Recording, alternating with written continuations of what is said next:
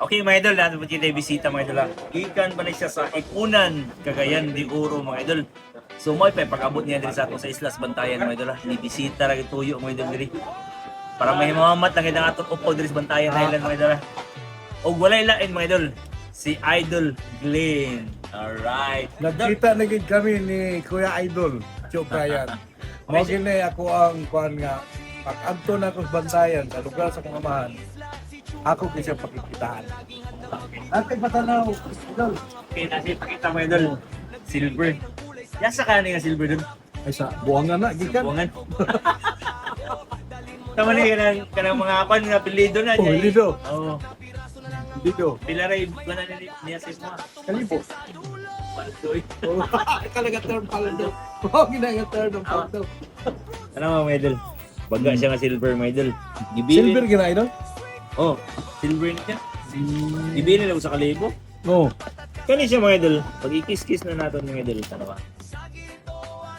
Ato na siya buwan na sido, wagtang siya, subot pasabot na legit na siya mga idol. Basta mawala. Oh, nya ari pinakalas na to nga taste mga idol.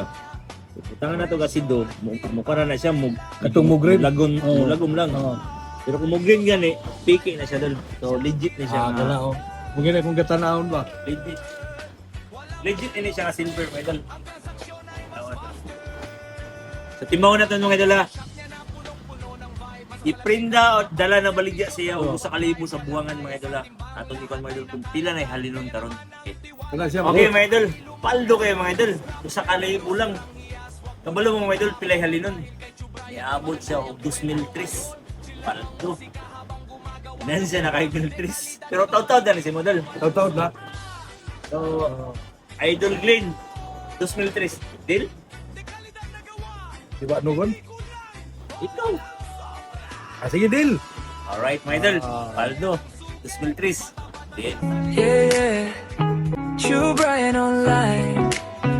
Go by your shine.